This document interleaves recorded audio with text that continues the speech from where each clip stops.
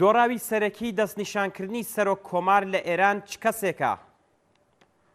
سەرنجام بابەتی سەرۆک کۆماری داهاتووی ئێران بەر لە بەڕێوەچوونی هەڵبژارنەکان لە ناوەندی بڕیاردانی سەرەکی سوپای پاسەڕاندا یەکلابەوە و دیمەنی شانۆ بە وتەکانی خامنەئی ڕازاوە.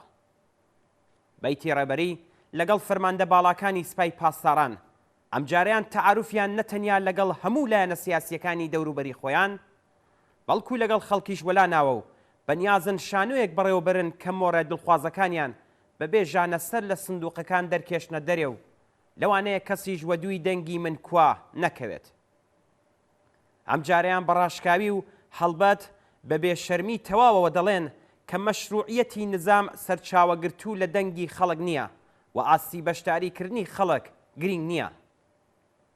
چۆنیەتی گرتنەبەری وەها بۆ چوونێک پێویستە ئەساساً لە ڕوووەرگێڕانی بەرینی خەڵک لەم دەسەڵاتەوە ببینن.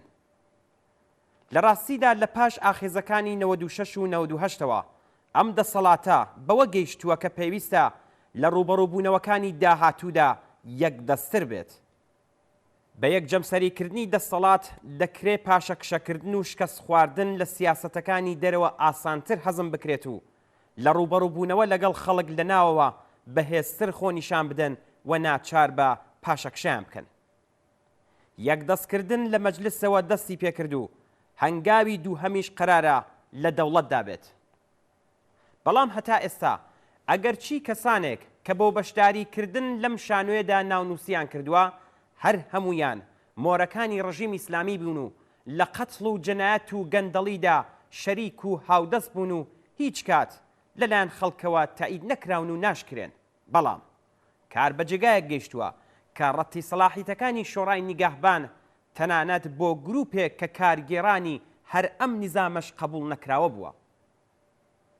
یەکێک لەم کەسانە حەسەن ڕوحانیە کە ڕۆژی 5 جۆزەردان لە دانیشتنی هەیئەتی دەوڵەتدا وتبووی سەبارەت بە بڕیاری شۆڕای نیگەهبان بە ناچار نامەم بۆ ڕێبەری نووسی و ئەوەی کە لە زەینمدا بوو پێم گەیاند.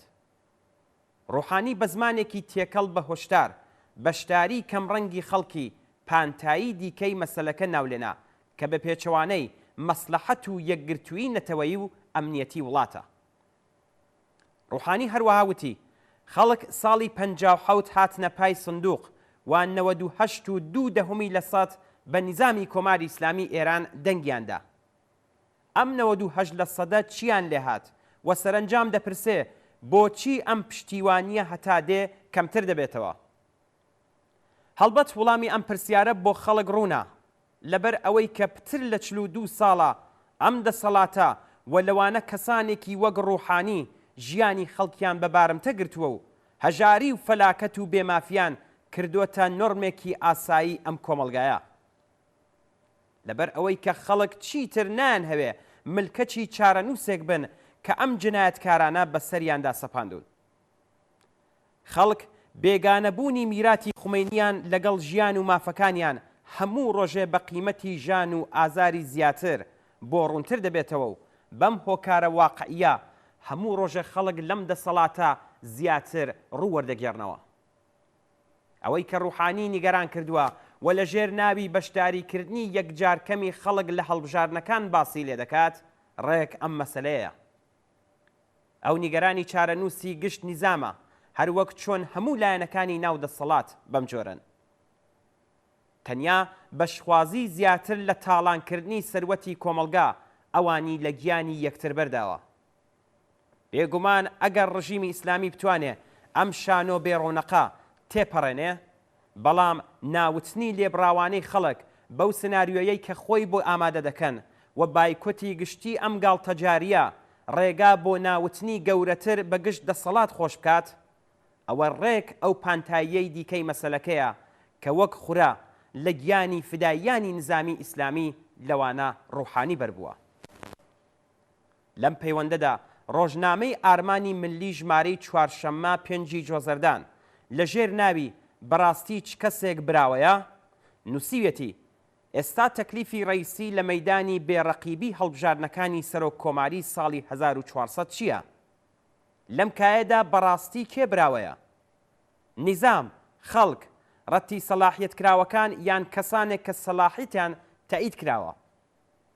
ئەگەر چی ئەم ڕۆژنامەیە کە لە باڵی ڕفۆرمخوازان نزیکە نای هەوێ پەیگیری وەڵامی پرسیارەکەی بێت، بەڵام بە قوڵبوونەوە لەم پرسیارە بە ئاسانی دەردەکەوێت کە دۆڕاوی سەرەکی ئەم سیاسەتی سڕینەوەیەکەیە.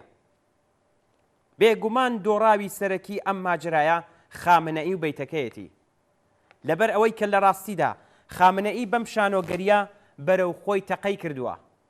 پێگەی خامنەئی تەنانەت لەگەڵ یەک ڕۆژبەر لە ڕاگەاندنی ناوی بربژێرە تاییدکراوەکان و پشتیوانی بە تەواو معنای ئەو لە پەسەندکراوی شۆڕای نیگەهبان هەڵناسەنگێندرێت. خامنەئی بە سڕینەوەی بەشێک لە خودیەکانی نظام بۆشاییەکانی ناو نظامی قوڵتر کردەوە و پێی وتن کە تەنانەت ئەگەر ساڵانێکی دوور و درێژ خۆش خزمەتیان کردبێت و شەریکی جنایەتەکانی منیش بن، لە سەری وەختی خۆیدا دەتان کەمە قوربانی. ئەمڕۆ بەدەر لە ئاکامی لە پێشدا دیاری ئەم شانۆیە، دەستنیشانکردنی سەرۆک کۆماری ئەوەڵەن تا ئەو جێگایە کە بە ژیانی کرێکاران و خەڵکی زەحمەتکێشەوە پەیوەندی هەیە، ئاشکرایە کە هیچ گۆڕانکاریەک لە بارودۆخی ژیانیاندا ناخوڵقێنێت. ڕژیمی ئیسلامی بەنیازە بە یەکدەستکردنی دەسەڵات لە مەجلس و دەوڵەت بارودۆخی دژوارتر و بێمافی زیاتر بەسەر خەڵکدا بسەپێنێ. دووەمەن لە بەرامبەر وەها بارودۆخێکدا ڕیزی ناڕەزایەتی و خەباتی خەڵک هەنگاو بە هەنگاو لە ژێر پێستی کۆمەڵگادا حرەکەتی خۆی دەستی پێکردووە. بایکۆتی هەڵبژاردنەکان لە ئاستی یەکجار بەریندا لە سەرتاسەری ئێران لەسەر بەهێزکردنی ڕیزی ئەوانەی وە خوازیاری ژیانێکی ئینسانین بۆ خۆیان و بۆ هەمووان یەکجار کاریگەر دەبێت.